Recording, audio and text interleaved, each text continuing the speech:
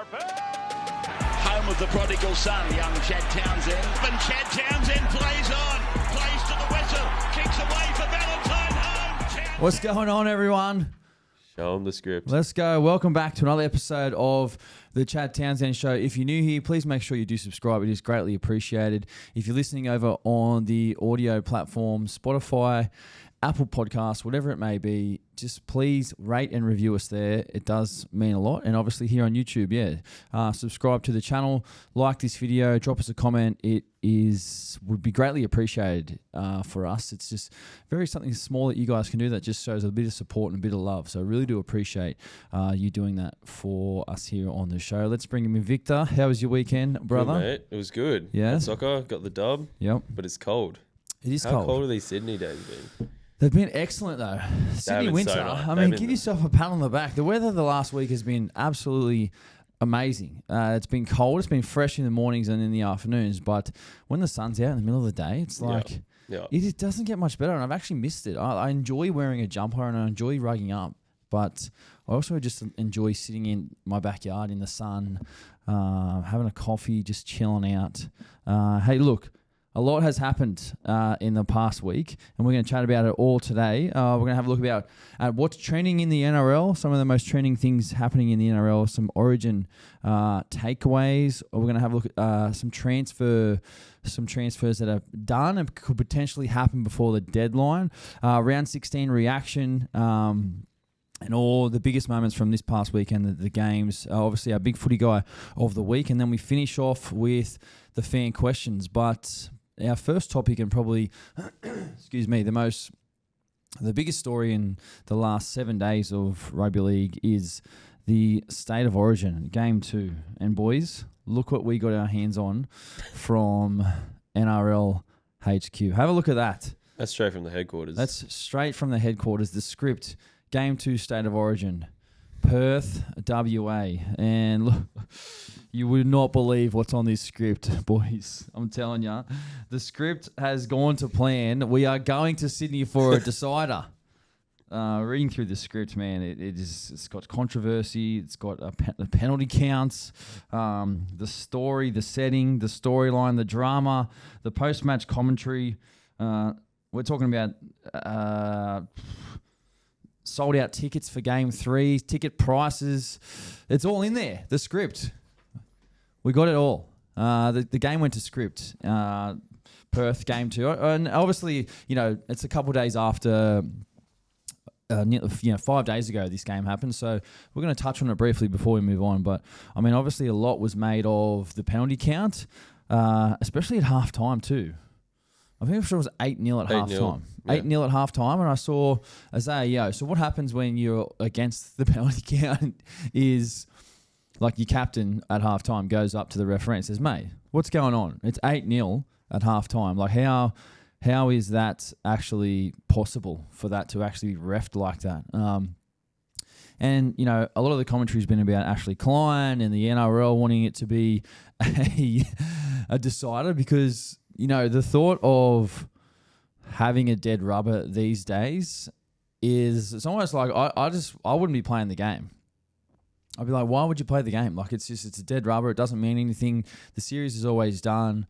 And then I had a look into, I actually said that to Angus Crichton, who's obviously a massive part of the Blues. And I said, what are your thoughts on if you were to play a dead rubber? And he's like, he said to me he'd still want to play. And I was like, yeah, fair enough. If you're in that team and you're in that environment, obviously your thoughts and feelings are different to someone who's looking from the outside. But the last time a series was swept was in 2010. Queensland had a clean sweep in 2010. I think that was at the back of their dominant run they had for 8 series in a row around that period. But yeah, if you're up 2-0, it's almost like, the series is over. We're playing a third game that people could potentially get injured. The last games usually don't get sold out, and they don't really mean obviously as much. Obviously the losing team usually make a host of changes, and they might blood in some younger guys. But obviously when it's 1-1, you know what I mean, that's a completely different story, and that's where the script comes into play. We're talking about ticket prices now for games, which was some information I saw per Sporting News AU Instagram, was that the cheapest current ticket available for State of Origin 3 is $334. So that was the diamond section though. So the bronze, platinum, the bronze, gold, silver, and all those ones, which were the lower ticket prices, they just sold out real quick. Yeah. Because as soon as the game finished... That's actually in here. That's actually in here in the script. It actually has the prices. Like when the script goes to head, it says, so we make series drawn game, 2 games, well, 1 game apiece, inflate ticket prices here. Yeah. So... Perfect. The NRL, God love them. How do they do this to us? How do they do this to the fans? But Sydney, like it's scheduled, on the script as well. It talks about game 3, like it's going to be sold out. It's going to be completely sold out. It will be. It's going to be a cracker. And obviously, there's a lot on the line, and a lot was made, before the game, with regards to some comments in and around the media. My bro Aaron Woods was obviously heavily involved. Speaking on radio and talking. He's very good at talking, Woodsy. Created a lot of headlines, didn't he, Woodsy? Yeah, he created the hype. A lot of media. It's like how boxers before the game they say some controversial stuff. And then the thing I enjoyed most about because a lot of people go too far with their thoughts and comments, especially like people on social media. I'm talking about, like, obviously Woodsy said what he said, and he created a bit of hysteria. Billy obviously said what he said, then he would go on to apologise. And look, we don't want to get into too much detail about that because it's obviously, I feel like that's done. But it's like, what I did enjoy was, like, I enjoyed seeing Cameron Munster in the post-game press conference after he won man of the match, backing up Billy Slater and like kind of getting back at someone. It's like, hey, like, when you win, like, you can do that. You know what I mean? Like, you can clap back at people and obviously he was probably having a bit of a go at Woodsy for having a dig at Billy and him standing up for Billy, which is great to see. You know what I mean? When you win, it's like, hey, you can clap back, you can stand up for what you've done. But yeah, look, I'm a big fan of it. I saw Woodsy do his nudie run into the beach. I don't know if you saw it. It wasn't a great sight, Woodsy naked, running into Bondi Beach. But yeah, obviously, we wanted to touch on it today. The script is insane. I can't divulge too much information. The NRL said to me, just don't go into too much detail. But no, but there it is. Let's put the script. What do you think of game 2? What do I think of game 2? Well, I thought the conditions were very, very tough. Obviously, it rained there, I'm pretty sure, all day of game 3. And then at the very start of the game, and the games are already slippery as it is, getting played at, the sort of prime time night level. Tino needed some spray on his hands. I'm pretty sure he made four just straight errors. You could see he was really frustrated. But I thought it was a game where it was a classic case of, like, first half, Maroons just dominated possession. They had all the penalties. They had all the running. They scored all the points. They had all the momentum. Halftime comes, Yo talks to the ref, says, mate, what's doing? It's 8-0 the penalty count. The second half, it doesn't completely even up the penalty count, but New South Wales then get on a run where it's like they've got all the momentum. They've got all the ball. You know what I mean? Toto scores 3 tries. Like, absolutely gun. Absolutely kills it. If they gave Toto man of the match, like, that would have been, in a losing side, that would have been completely sweet. I thought he probably should have deserved it. Oh. To be honest, I don't know how he didn't get it. What else can he do to get a man of the match there? You know what I mean? Yeah, I reckon if New South Wales won, he probably would have gotten it. Yeah, I thought he was outstanding. Just the way he can finish and burrowed his head down, I thought he was great. Obviously, the goal kicking was a big talking point. Lomax didn't hit them that great. And obviously, we saw Cleary not being able to kick due to it looked like a quad injury sustained throughout the week. I mean, he's done well to get through the game, to be fair, to get through. And obviously, he wasn't doing much of the long kicking. Jerome Luai did a lot more of the long kicking. Latrell did a little bit, but I did notice, when Jerome obviously kicked that first one, their very first kick, and it went out in the full. So it was it was different for Nathan to kind of just try and get through the game. Obviously, he mishit a couple of his in-play kicks as well, which just goes to show you he's probably thinking about the injury, which when you're like injured, it does play on your mind. Like you can't fully, commit to like a kick or a rep. And that's probably why, he made some of those missed kicks for him. But obviously the goal kicking was a big talking point. Val Holmes, compared to the New South Wales goal kicking has been great in Origin. I'm pretty sure he's only missed one kick in the 2 games. It's not the same story for New South Wales. But Lomax, we'll talk about later on. He had 6 for 6 for Parramatta on the weekend, so a great bounce back for him. So, but yeah, obviously it's a different beast in Origin. You know what I mean? Val's had a lot of kicking in Origin, a lot of big kicks, and he looked really comfortable. Yeah. Thought Dearden was really good as well. Tommy Dearden was great. That was probably the biggest controversial decision heading into game 2, which was about not putting Daly in. But I thought Tom was outstanding and justified the selection. And I am just so happy for Tom to go in to get the job done for Queensland. You saw the way that they played. You saw the way he played. And that's why. I mean, I am Tom's biggest fan. I say it constantly, he'll play Origin for the next 10 years with that number 7 on his back, in my opinion. He's going to run this team for a long time. He's going to be a great of Queensland if he keeps going the way he's going. That's where I'm at with Tom. I thought he was outstanding. He was great. Any changes for New South Wales for game 3? I mean, Max King and Stefano, the impact for them wasn't great. Some of the stats coming out of the game for them, their carries, they just didn't have the same effect as Max King probably had in game 1. And that's what happens when you are ill-disciplined and you make errors and you don't have the ball. Like your effect running the ball isn't as high. But I still feel like if we have a look at the stats, like the possession of the game was still fairly even. You know what I mean? The possession was still pretty standard. Like New South Wales had 55% of the ball. So they had more ball than Queensland. Queensland had 45%. And the completion rates, New South Wales still completed, they completed higher than Queensland, 70% to 66%. They had more run meters than Queensland. They had, they had chances to win. Obviously, coming back in that second half, the second half swung around. But it was, I thought, again, if they were good enough, they could have won the game. Like with as much that kind of went against them. Queensland made 15 errors. Like that, if you make 15 errors in the game, you deserve to lose. Yeah. You know what I mean?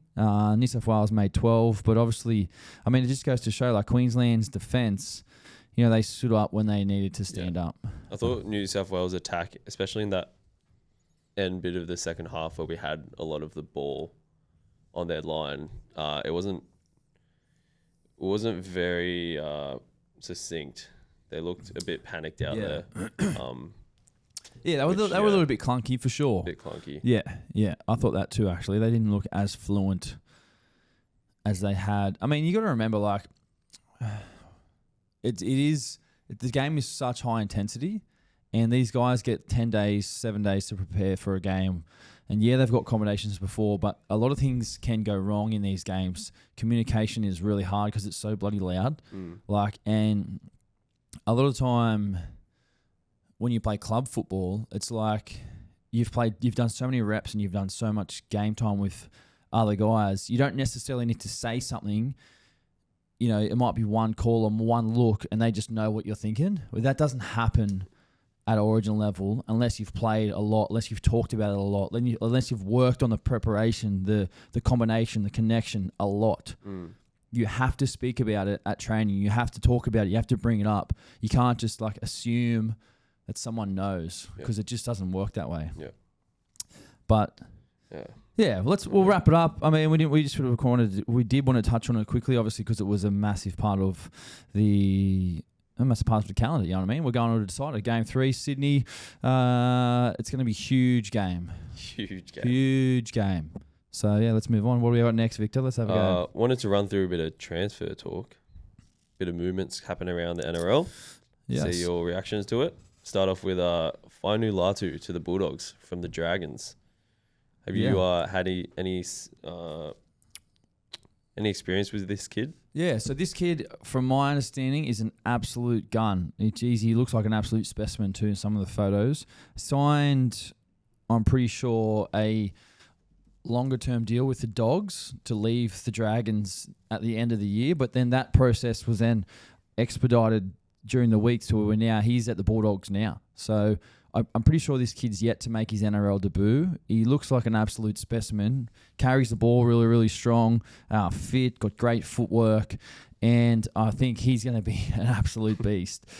I remember seeing Shane Flanagan's comments around when they lost him to the Dogs, that his management didn't give them like a right of reply or a chance to kind of match the offer from the Dogs, which I don't know if it's actually true or whether young Latu just wanted to move on for more opportunity. You know what I mean? I don't actually know the reasons, but what I do know is this kid is a gun, and he's going to a team who's playing really well and had some of the best development. Yeah, they've got some great young kids, you know what I mean? Yeah. So he's going into a team that's obviously still sitting in first place on the NRL ladder. So you'd think that now that he's a part of their long-term plans, that he'll get a game or two, come the back end of the year. I think, maybe sooner rather than later. I feel that they'll put him in there just to give him some game time, bring him off the bench, see how he goes. But keep an eye out, Dogs fans. I think this kid's a gun, and it's great that he's committed to the club long term. Yep. So next one. Next, Sexton offered to the Tigers and the Titans. Think this is a good move for those clubs? Yeah, look, I think Toby Sexton. I do feel for Toby. Like, I feel, what more could this kid have done? When your team's at the top of the ladder and you're off contract and you're either not, like, I don't actually know if he's not been offered a deal, but obviously the signing of Lachlan Galvin has just sort of thrown a massive spanner for him and what he's going to do. He's from the Gold Coast, played for the Titans, made his NRL debut at the Titans. That's obviously home for him. I think the Titans would be a great fit for him. Speaking as someone I left and went to the Warriors, and then I went back to Cronulla, back home. Like, for me to have that chance to go back home and reunite with my old team, where you're comfortable, I just feel like it could be a good move for him. You know what I mean? I feel like Toby's maturity levels, the way he's playing now, I think this is the best he's played in his career. You know what I mean? I for him to go to the Tigers or the Titans, I think he should go to the Titans. Go back home and feel comfortable, put your stamp on the club. He'd be a different player now to when he was playing there previously, I reckon. I think he would admit that. But whether that happens now at the deadline or whether that happens at the end of the season will remain to be seen, because they'll be interesting to see if the Dogs want him to stay just in case. Yeah, and that's quite normal for clubs. They'll be like, no, what if we get injured? If we get an injury, we need, but we need backup. Yeah. But obviously, you talk about Burton, Galvin and Sexton and Marnie and Bailey Haywood, they're all not going to constantly probably fit in the team as the team comes to the big games at the end of the year in the finals. Like, someone's going to miss out. I personally think he would be a better, for him, probably moving back is better for him. Yeah. But I think he'd be a better fit at the Tigers, where their club's at the moment. Sorry. Yeah. Look, I'm thinking more if I was him. Yeah. What I would do. Yeah.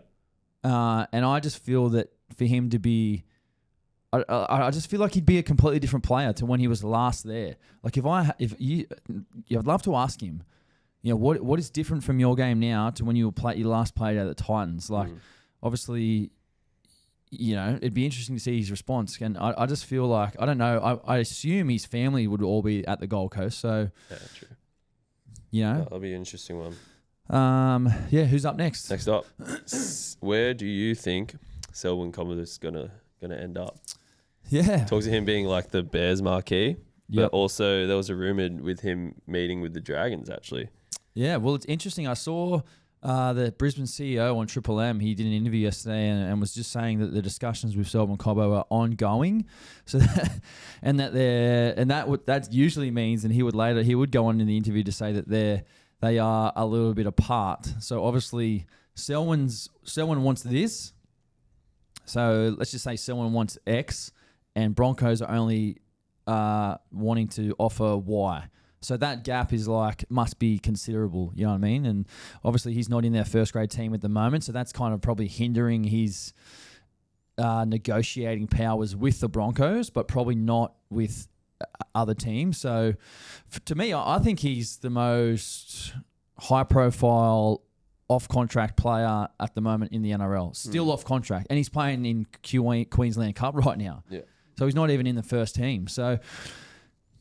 yeah, look, I think if I'm Selwyn Cobbo, I'm leaving the Broncos. I think, which might be tough.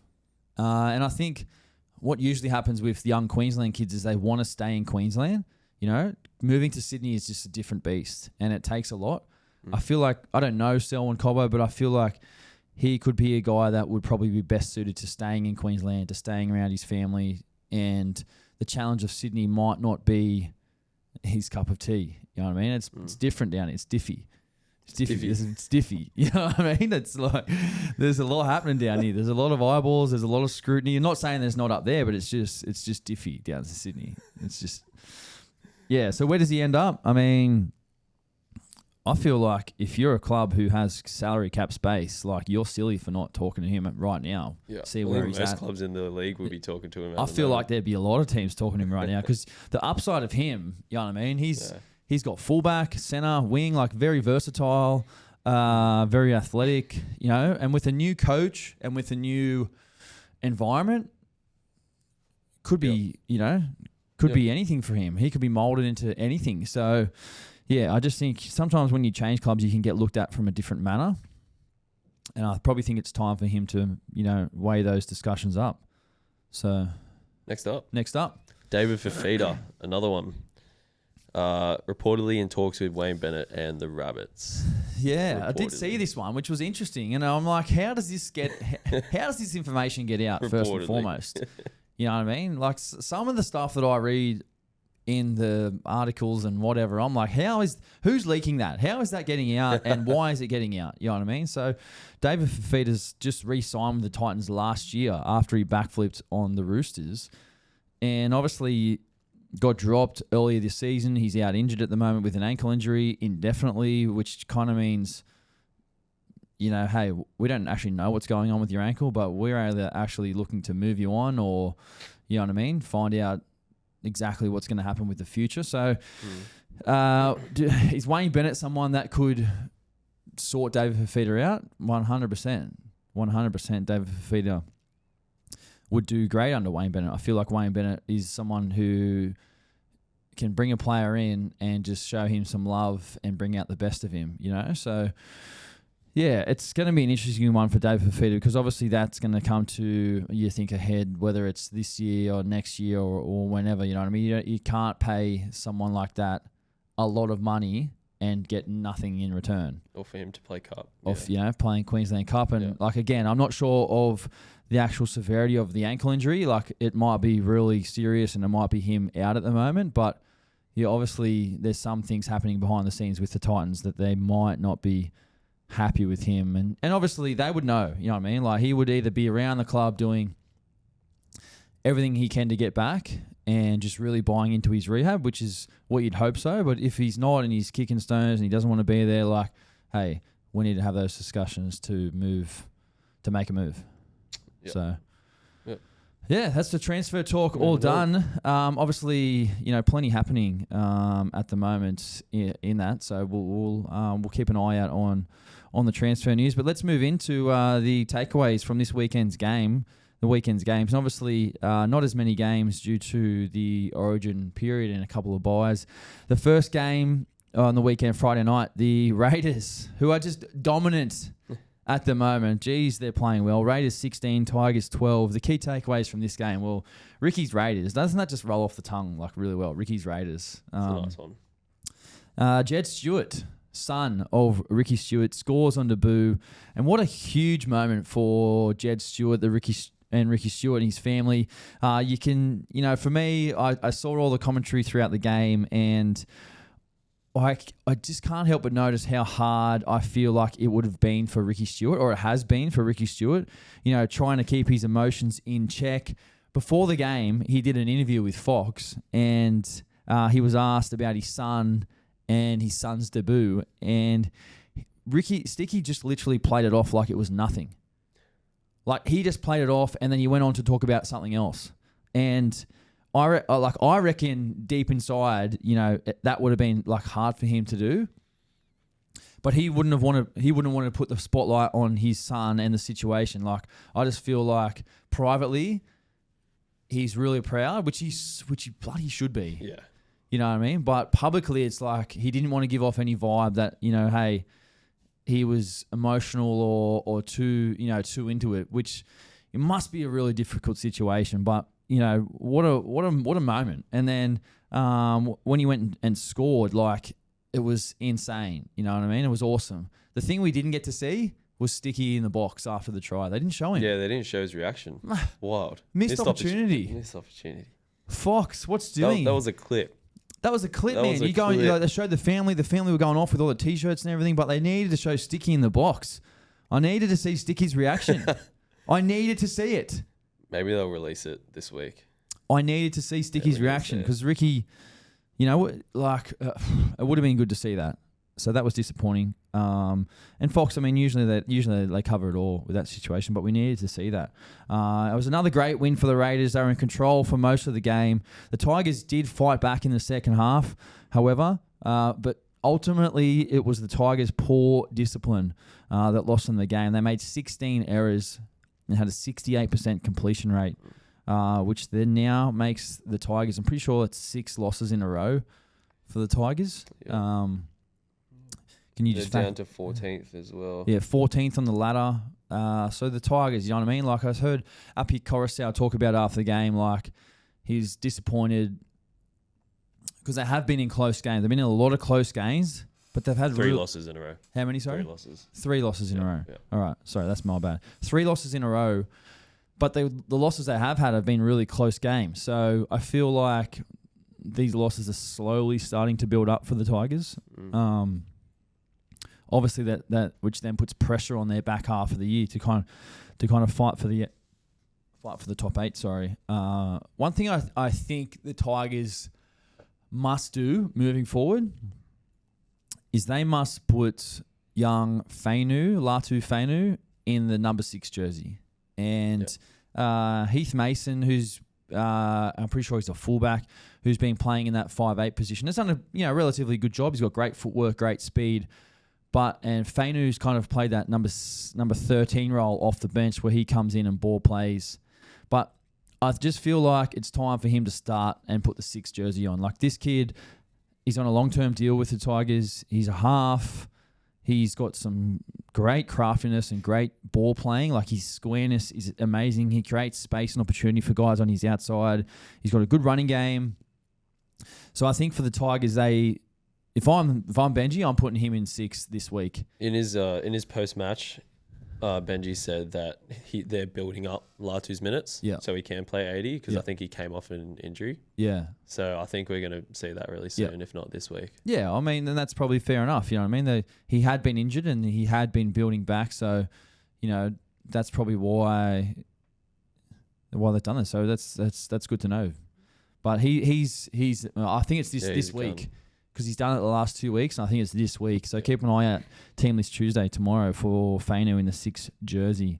Let's move on. Next game, Panthers 28, Warriors 18. Who would have thought this was going to happen? Who would have thought this against the Panthers? Their Origin players, they can't make it to the game because they're over in Perth. They all get rested.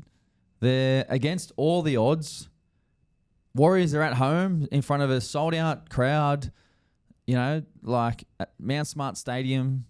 And this is what goes to show, like, the pressure and expectation of footy. Like, when you've got expectation to win, like the Warriors were expected to win. And when you don't have expectation, like the Panthers had a very young team, go over there against the Warriors who are in the top 4. If you lose, it's actually sweet. We don't have our best players. They're all getting rested. But hey, like that mix, it's like when you get a sniff and then you start playing well, it's like it's a mountain. And it just kept going for the Panthers. Jeez, they were good. Yeah. Jeez, they were outstanding. I mean, it was James Fisher-Harris' first time playing against his old team. The thing that I thought would really impress me was the Panthers' defense. They constantly were in the picture. They saved multiple tries with their just scrambling defense, which was a real highlight for them and probably the reason as they won the game. Dallin went off just before halftime with an injury. Scotty Sorensen scored 2 cracker tries, 1 try from 40 out, hits a nice gap, and then gets to the fullback, takes him on the outside, brushes him off, scores. And the second try, he got upstairs. Nice big leap, gets upstairs, comes down and scores it. So it's great to see Sorrow score 2 tries. And a really nice try for the Warriors, which they set up, which they do really well, was they play back rower to back rower. So if you're watching here on YouTube, this part of the field right here, they kind of lay a back rower on that kind of 20 metres in where your back rowers laying the ball. And then the Warriors attacking from this field position here to here is like perfect. They get all their 3 middles working in like, they call like a one middle runs his lead, the next one out the back, and the next one runs another lead.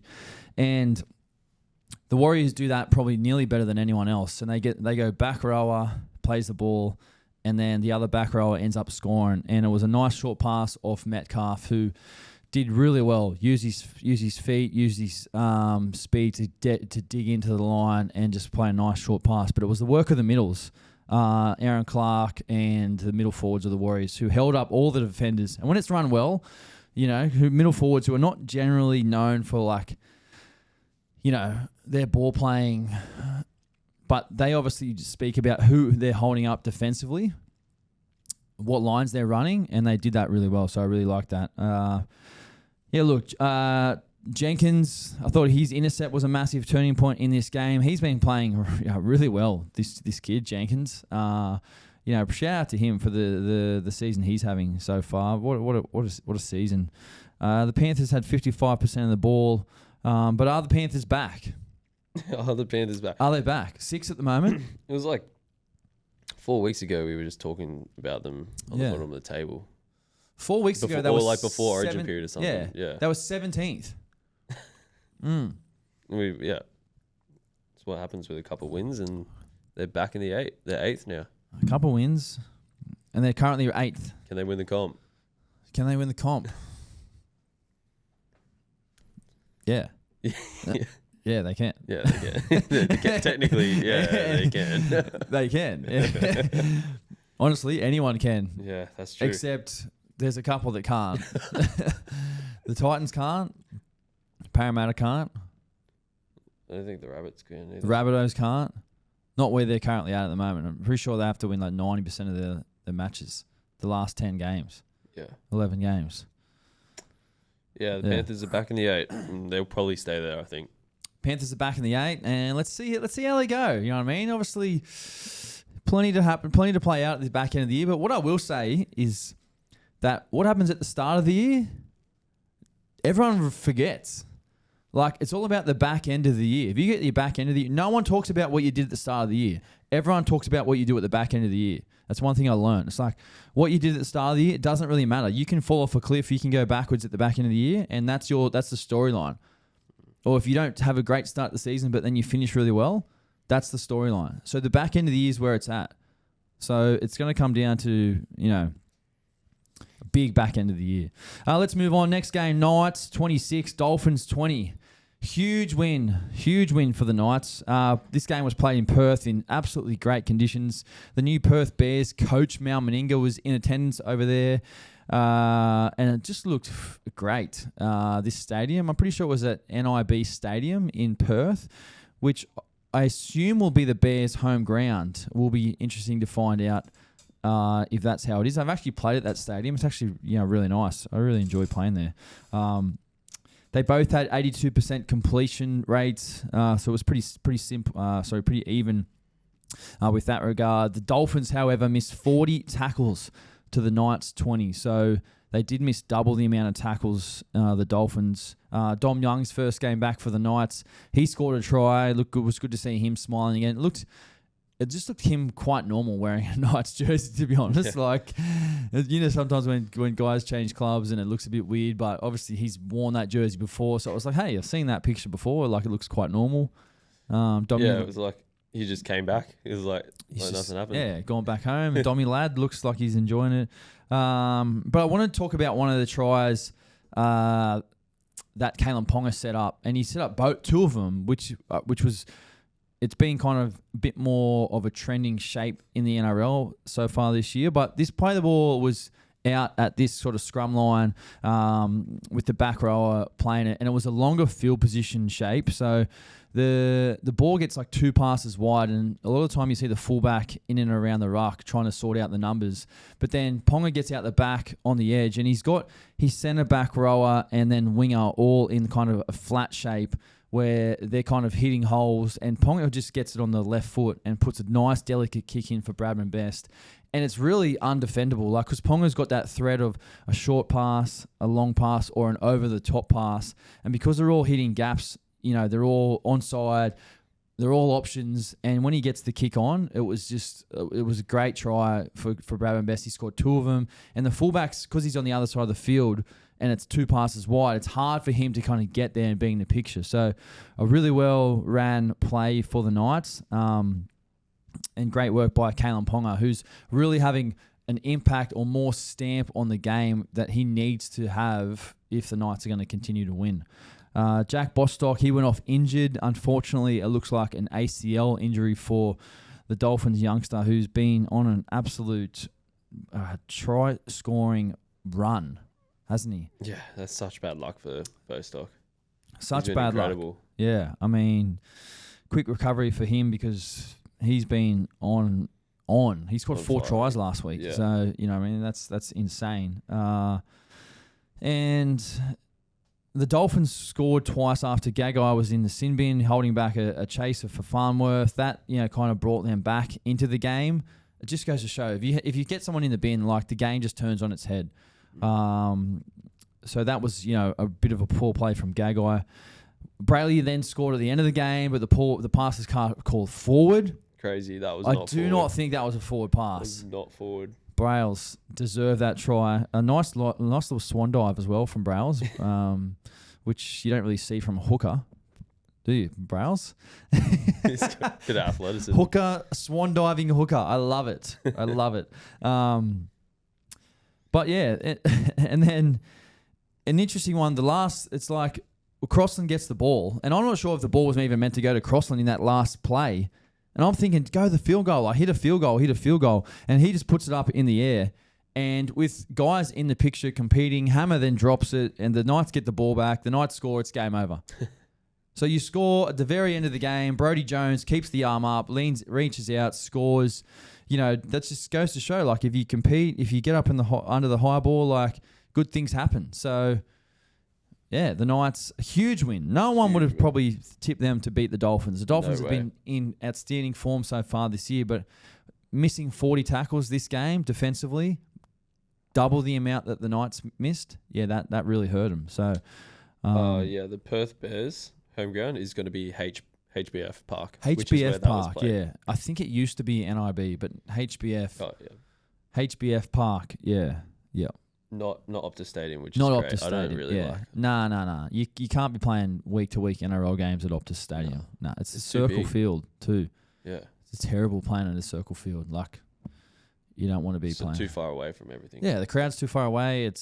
I'm not a fan of playing at circle fields. Yeah. They're not built for rugby league. But yeah, we'll move on. Souths versus Storm. The Storm would win this game 25-24 in Golden Point. Harry Grant scored a really early try, a really simple try from dummy half. Got the Storm off to a great start. Souths fought back, and Latrell, the Latrell to Johnston combination, and this one, three passes for 3 try assists from Latrell. And it was just all long ball, long passes. Like, I'm not sure what that Storm right edge defense were doing, but they were just not... they're not reading the play, not defending well enough together. They were too tight, giving Johnson a lot of space. And Alex Johnson, he scored 3 tries catching off Latrell and would later score another one as well off a kick, I'm pretty sure it was. But Johnston, he is so close to breaking this record. And, hey, look, I was thinking this morning before we were doing the podcast, you know, in AFL, you know how when Buddy kicked that goal and all the Swans, they ran onto the field and they stormed the field? Well, South fans, when your guy Alex Johnson scores 6 tries or however many he's got left and breaks this record, I'm giving you permission to run on the field and hoist this man up on the shoulders, get him up there and celebrate this, because Alex Johnson, this record has been there for such a long time, and I don't know if we'll ever see it broken in our lifetime again. So South fans, storm the field. Don't worry about it. Just get him up on the shoulders. Celebrate. This needs to be a moment where we need to have this guy celebrated and make a massive scene about it. I don't know what do you reckon? Yeah, 100%. Is it fair call? Fair call. This needs to be like way more marketed by the NRL. Yeah, because it's not being talked about enough. We need to talk about this. You know, we need to get this out there. Like. Yeah. This moment is going to be a huge moment. And, you know, it takes you back to, like, when you're a kid and scoring tries. You know what I mean? Like, scoring tries is so fun. And, yeah, like, some tries are easier than others. But, like, at the end of the day, a try is a try. And a try is... It's giving me tingles. You know what I mean? Like, just the thought of someone actually breaking the all-time try-scoring record is a phenomenal achievement. So, I really hope that we can celebrate this milestone for Alex Johnson and his family and South Sydney like the way it should be, because he deserves it. He's 7 tries away to breaking it. He's six tries from the record, but 7 away from breaking it. Yeah, sweet. So he's got 7 tries to go, man. Like he's gonna get those this season, you think? And I think if I'm Souths, if I'm Latrell Mitchell, I'm going, boys. Let's lay out here on the right side of the field and let's just shift left. Just get me the ball out here. We're shifting left. We're trying to get tries for Alex Johnson. Like, that's the game plan. Especially, you know, I know they're 16th on the ladder at the moment. So if they can't make finals, and if they keep losing, they probably won't. The game plan is let's just get AJ the record. Let's get him the record. So, let's make this happen. Like that's South fans, get there, get something on the field. Don't worry about security. Security will sort it. You're not going to get in trouble. No one to get in trouble. Just hoist him up on the shoulders. You know, make a massive scene of it, and then get off the field and watch the game. I'm interested to know how many of those tries came off Trell cutout balls. Yeah, probably heaps. Probably heaps. Trell or Cody or heaps of them. It'd be good to see the try assist breakdown, actually, wouldn't it? Yeah, it would be interesting. It's just like when you see the NFL to wide receiver connection, how many touchdowns they score. That's actually really interesting. For the Storm, well, I don't know if anyone else noticed, but Craig Bellamy in the box, every time the Storm would like half stuff up, he's just up out of the seat, just walking away, like just blowing up every time. I found that really interesting. Fa'alogo, well, he opened up the game at the back end with an amazing catch and run, set up Wishart, just basically just nearly a full length of the field try. I did mention Latrell. He had 4 try assists in this game. He was just playing freely, and he looked like he was really in form. And, yeah, Pappenhausen kicks a field goal in Golden Point, which, you know, it kind of looked relatively easily set up and, you know, just slots it straight away, like pretty chill, but that's harder than it looks. But he made it look very easy. The Storm probably did enough. They probably weren't at their best, and that's probably why Bellamy was a bit frustrated with the perfectionist. The perfectionist, yeah, a bit frustrated with their team, with their performance, and probably thought they could have won that game easier than what they did. But that's a game where Storm will just take the win and they'll move on. And yeah, a good result for them. Let's move on to the Sunday game. Sunday, Broncos 34, Sharks 28. A huge comeback for the Broncos in this game. What a great time of the day to kick off. Sunday, 2 p.m. football, beautiful winter's day. There needs to be more of it. I mean, the fans, let us know. Sunday, 2 p.m., is it a game time where it's like family friendly, we're out in the sun? On a Sunday, after a big Saturday, just chilling. Love that. I love that. Sharks came out and they blew the Broncos off the park early. And I'm thinking to myself, well, geez, the Sharks are on here. They are moving the ball really nicely. But then the Broncos scored right before halftime to give them like a little bit of a sniff. And straight after halftime, the Sharks came out and scored straight away. So I'm like, oh, look, the Sharks are back. You know what I mean? They've had a good halftime talk. Same as the week prior when they played the Dragons. Obviously, the game was in the balance and they played a really nice second half against the Dragons and blew them off the park. And I'm like, well, you just think the Sharks are going to do the same here. And then at 28-12, after they scored that try just after halftime, well, I'm thinking the Sharks just go on with this. You know, they just go on with this. But they just didn't. They kind of just fell off a cliff. The Broncos would then kick into gear in the back end of this game. They were playing faster. They were running harder. They had all the momentum and playing at home in front of a really big crowd. And that's a recipe for scoring points quickly. And that's what they were able to do. The Broncos finished this game strong. Obviously, the crowd made a really big difference. The Sharks finished the game with 13 errors to the Broncos 6. So more than double the errors, which then means, you're making more tackles, you're giving them more ball and more opportunities to score. And that's what they did. They didn't manage the back end of the game well enough, the Sharks. And that's ultimately the reason why they lost the game. Victor, as a Sharks fan, what are you thinking right now? That was a Sunday ruiner. That was a Sunday ruiner. Just came off a win from soccer. We were happy. We were at Wanda Surf Club and had to watch that second half. I don't know. I think we just shot ourselves in the foot. Really, we just didn't control the game when we were up by 20, and that's what happens with a good team like the Broncos. Reece Walsh stepped up, and now he's pushing for that Origin jersey. I think he did play a good game, didn't he? Yeah. So I think we shot ourselves in the foot. Those errors were inexcusable. I think we play a lot of like pressure ball. Those short passes. And Into the line? Into the line, and they didn't execute over the weekend. We lost a lot of field position. Yeah. When they come off, they're really, really nice and powerful plays, but obviously it's a pressure catch as well. Yeah. I think that did not work as much on the weekend, but we move. All right, we'll move on to the next game. Roosters 42 to Cowboys 8. Really interesting game for me this week. Obviously, the boys playing against my former team, the Cowboys. Some really interesting takeaways from this game. I thought Celeste Fekete was outstanding for the Roosters. I mean, there's a lot of guys who were outstanding. He played 80 minutes. I wanted to give him a really big shout out. And during the week, our coach, Trent Robinson, he asked me if I would like to come and watch the game in the coach's box. So I was like, yeah, for sure. So I went up to the coach's box.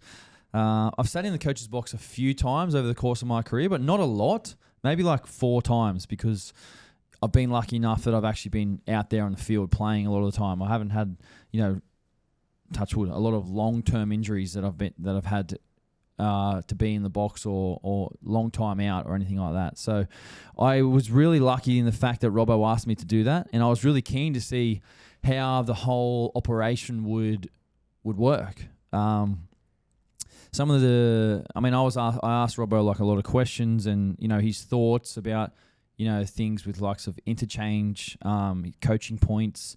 So it was really interesting to see how he goes about his business up there. What he's looking for, whether it's things that the opposition are doing, body language, how they, and then I'm watching things like the coaching staff, how they communicate together, how they communicate as a team down to the sideline to get points out.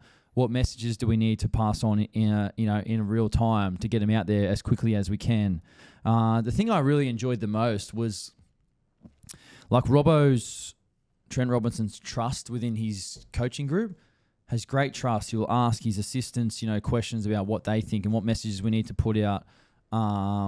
you know, whether that's on defense, whether that's on ruck control, on tackle, on kicking, on attack. And yeah, it was really, really good to see Robbo. Like, obviously, Robbo is one of the best coaches in the game, been around a long time. And yeah, I just really enjoyed it. I asked him a stack of questions. And when he asked me, I was like, yeah, I'm going in. It's a great learning thing for me to sit in there.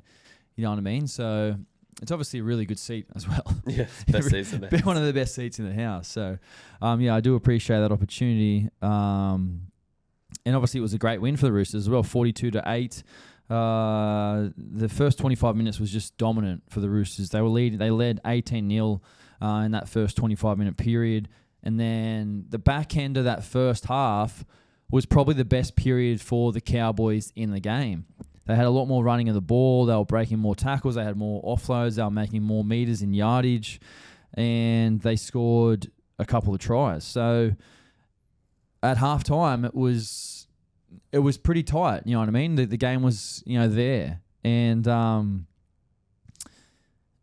second half was just all one-way traffic, to be fair. Like, the Cows made a stack of errors. They made 16 errors, and you're not going to win games when you make 16 errors. Like, you'd have to have more control of the ball. Like, your yardage completion needs to be the foundation of your game. And defensively, they probably weren't up to their standard either. I mean, their last 3 games haven't been great for the boys. They've let in, I think it's 138 points in the last 3 games, which is a lot. You know, it's a lot. So they got a bit of stuff to work on, the Cows. And obviously this origin period really, it does affect them. Like, I know Toddy in his press conference said that he didn't want to use that as an excuse, but I think it does affect them. Like, that's why origin to me needs to be like a standalone game. You know, you need, like, Ruben Cotter didn't play because of... didn't play. Robbo didn't. Reece Robson didn't play because of origin load. You know what I mean? Like, so the travel between Perth and then Sydney and Townsville, and yeah, to me, it's just origin needs to change. Like, the scheduling needs to change so the competition doesn't get, you know, affected, because it's just like the Cows are a North Queensland team. They constantly have big numbers representing Queensland and origin. So. Yeah, they didn't play great, and I know that the coach didn't like to use that as an excuse, but I'll use it for him. You know what I mean? Like, I'll say it for him. I did think it affected him, and you know, it was an interesting game for me. Like, obviously, you know, being in a part of the Roosters, obviously I had my Roosters hat on yesterday, and I was really happy for the boys to win. But I am still a Cows fan. You know, I got a lot of friends there. I want them to do well. I want them to play well. You know what I mean? And I was able to catch up with a lot of them after the game, and you know, they were pretty disappointed. You know, with the way that they played, they were all pretty disappointed. But it was just so good to see all the boys, and regardless of whoever won last night, you know what I mean. That's what footy does. You can go in there, you can have a chat, and you can just catch up on all times, because we share a lot of good memories together up there, the boys and I. So, yeah. But for the Roosters, I mean, a great win for them heading into the bye. Really improving as a team, I feel, you know, over the past 2 months. Just in the 8 now, heading into a bye with a big back end of the year coming up ahead. A lot of young players really playing above their weight at the moment. I mentioned Celesi, you know, Bobby Toya, Siwa Wong unfortunately went off with an injury yesterday. Sandon Smith, he went off with an injury as well. I'm pretty sure he's getting a scan on his knee, but I think he'll be okay. So yeah, a big back end of the year required for both teams. You know, if they're going to continue to push for the top 8. What do you think the Cows need to work on? Yeah, well, defense for sure. I mean, the 138 over the past 3 weeks, and I know I spoke about, like, this is the origin period, which is traditionally their hardest period. The Cows usually start poor, then come good, then origin hits, and then they kind of will go through another good period post-origin. But I think defensively is their biggest work on. And then their completion rate. Like, 13 errors, I think it was. 16 errors. Mm. Like, you're not going to win a game with 16 errors. Yep. So I think I'd really strip it back. We need to improve our defense, but we need to improve our ball security, our completion rate, getting through our sets, getting to kick finishes, putting teams in the corners to bring them out of their sets to put pressure on them. Take the pressure off us by completing with the ball. That's where I'd start. Let's move on to the last game of the weekend. 16th versus 17th. Parramatta 36, Titans 20. Iongi was outstanding in this game. I thought he had a great game. The Titans, who had a really nice win last week, couldn't back it up this week. Footy Dean was back in for Parramatta. He was dominating, had a great game, 1 try assist. No Moses, no Mitch Brown. Footy Dean came in to take over, so well done to him. Joash Papali'i as well got his opportunity again in the halves. Fox and Lomax over 200 metres each. The Parramatta pack, who are relatively, young and unknown, I thought they were really, really impressive as well. I thought they all carried the ball, really strongly. I thought they were nearly all of them were over 100 metres running. So, kind of shared the load there for the Parramatta pack. It wasn't entertaining, this game. It was with a lot of tries. Some not very good defence, but that leaves the Titans still in last place. Yep. And the Titans, who had such a good win last week, I thought, well, if they played the way they did last week, they'll win again against Parramatta. And Parramatta are now kind of playing a style of football where they look a bit more free, and that kind of usually happens when you know that you can't make the finals. You kind of, the shackles come off, and then you kind of can put a couple of wins together, and it's like, hey, we just need to have a go. Yeah. Just have a go. Yeah. You know what I mean? So 36 points, it's a good day out for Parramatta at home as well. Great day out. Great day out. And then Moses and Brown as well. Yeah, no Moses and Brown, like you said, but then obviously the storyline of the game is probably going to go back to the Titans with Des Hasler and the coaching and his position. You know what I mean? It just goes to show, like, if you win, everything's sweet. You know what I mean? Everything's fine. But when you lose, like, the questions then start to come and get asked again about what's going on with Hasler's future and the contract clause that, hey, if he doesn't make the 8, his contract for next year is not guaranteed. So this is the game. Choice. This is the game that we live. This is it. You know what I mean? This is the game we play. These are the questions that get asked. It's a results-based business. Yeah. So, yeah. All good. Let's move on to our big footy guy of the week. All you need to do is head over to our Instagram at Chad Townsend Show and vote for the big footy guy of the week. Our 3 nominees this week are Alex Johnston, 4 tries, 4 tackle breaks, 206 career tries, and 6 off equaling the record. Needs to score 7 tries to break the record. So we spoke about South fans. When he gets this try, make sure you storm the field and lift him up on the shoulders. Well, I want to see that field, just everyone there, like the Buddy Franklin situation in the AFL. Our next nomination is Reece Walsh, 2 try assists, 3 offloads, 5 tackle breaks, 1 line break, and 3 line break assists. He was on a tear on the weekend for the Broncos, making line breaks at will, set up that nice try for Gamut Shibasaki, and just put his hand up for Origin. Say, hey, if you need me, I'm here. I don't think Billy changes the team, or he does get selected at the moment with the way things are, but he's a quality player and he can break a game open anywhere on the field. So I thought he was outstanding. And our last nomination is Marky Mark Nwanganitawase, who we got to give this guy some love, man. 2 tries, 3 offloads, 8 tackle breaks, 1 line break, 245 meters. What a stat line from Marky Mark, who's come over from the dark side of rugby union to the light. He's seen the light, come over to league, and he's tearing it up. He's tearing it up.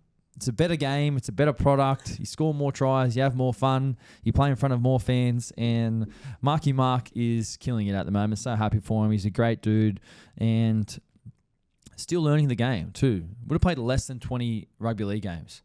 That's 20 crazy. Rugby league games, and they're the stat lines he's bringing up. So, well done to him. Couple of fan questions are finished. Let's go, Victor. Hit me. How do most young guys select their player agents?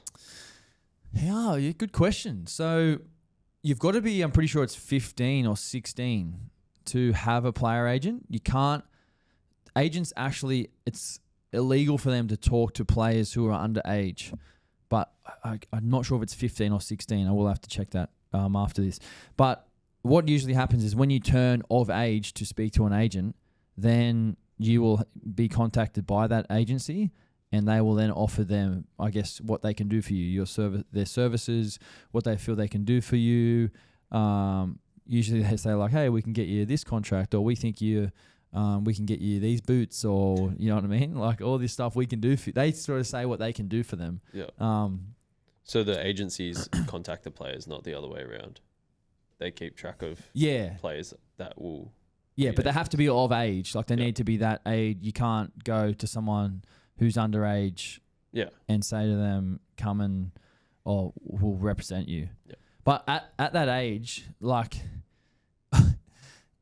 kids like to have an agent because they think it's like cool. It's like, oh, I've got an agent. You know what I mean? Like they want an agent, which, you know, looking back on it, it's like, yeah, it is cool, but it's like it's not necessary at a very young age unless like, you know, unless you actually need one. And obviously when you start talking to clubs and contracts and stuff, like, you know, that's... You probably do, yeah. You probably do. Unless you're Chance. When you're young, yeah, unless you're Chance, yeah. But, yeah, I don't know. When did you get your first agent? I had my first agent, which I still have today. I got them when I was 16. So I've been with my agent for a long, long time. Yep. We got a long like relationship. Yeah. You know, and it's a long time. Yeah, it's a long time. I got a great relationship with my agents, and they've done a lot for me over the course of my career. And you know, it's been good. I've got a good story about that. You know, some players don't have great relationships with agents. They change agents for whatever reasons, but at the end of the day, the thing I've always thought about is like the agents work for me. You know what I mean? So it's like, hey, you need to do this for me. I need you to do this for me. You know what I mean? And they do. Yeah. So that's why I've had that relationship, and I've invited them to my weddings and stuff like that. You know what I mean? So, yeah. What do you got next? Do you get paid weekly, monthly, or yearly? So we get paid monthly. Usually it's either some teams it's on the 15th, some teams it's on the end of the month. But you get paid monthly. You can I have seen guys get kind of advances for things like they might want to buy a property, you might want to bring some money into some certain year or whatever it is. But yeah, we get paid monthly. We pay our own superannuation. So we don't get superannuation on top of our contract. Obviously, there's management fees in there. Obviously, there's tax. I mean, if you're earning $1 million contract, you don't actually get $1 million. Yeah, it's a lot of expenses. You pay half of it on tax. You know what I mean? Like you literally pay 50% on tax. You should see like the pay slip of like your pre-tax money. It's like if you're getting paid that if NRL players were getting that money, it'd be like that is insane. But the taxes, the management fees, superannuation, there's a lot that goes out. You know what I mean? So, yeah. Sorry, just what I will do one day is I think I've got a lot of my contracts at home, like the actual physical paper, and I'll make a vlog. I'll bring it in and I'll actually go through the contract. Yeah, I'll do that one day. Do you remember your first ever match payment, and do you remember how much it was? Yes, I do. I had an NRL debut bonus. It was $5,000, and 2011 made my NRL debut. Got my match bonus. I was on $5,000 for an NRL debut bonus, and then I was on $2,000 per game. And then if I played 10 games that year, I got a 10 grand bonus. So I made my debut, and then in my first season, I played 11 games. And I remember the month that I got that 10 grand bonus is like I played 4 games, so I got $8 grand worth of match bonus. $8 grand worth of match payments, and then a 10 grand bonus plus my salary. So I got paid, and I was like, "Holy shit!" I was like, "Is that for real?" I was blown away. And then what I did do is I saved all of that money pretty much straight away, and then the next year, I bought my first house. So Smart. I saved up, bought a unit in Cronulla, which I still own today. So Good stuff. yeah. Last one. Do you guys ever think that you should be on the same or similar amounts as athletes in the US? Who asked this? Casey. Casey? Casey needs to learn how sponsorships work. Casey, I'm sorry. I don't want to... This is a silly question because NBA and NFL players are getting paid more than our whole salary cap in the NRL per season. Yeah. So we don't... I mean, do we deserve it? Yeah, it'd be great to say like NRL players deserve millions of dollars, but the salary caps over there are obviously massive. You know what I mean? It's a way different game. The population in which American sports and the audiences over there and the ad revenue and the TV broadcast deals are just on another level compared to the land down under. Yep. You know what I mean? So what the leagues generate in the US compared to what they generate here are miles apart, and that's why the salary caps are where they are. Like that's why, you know, the NRL is based around what comes in, what goes out, and how much the broadcast and everything generates, and that generates the salary cap. So it's the same over in the US. Yep. But yeah, we appreciate your questions. As always, we try and answer as many questions as we can here on the show. If you enjoyed today's podcast, please let us know. Drop a like on this video. Drop us a comment. Make sure you subscribe here on YouTube. And if you're listening over on the audio, a rate and review would be really greatly appreciated. It's great to see you guys out enjoying the podcast and having a chat to me about it. And we really do appreciate your support. So see you guys on the next episode. Let's go.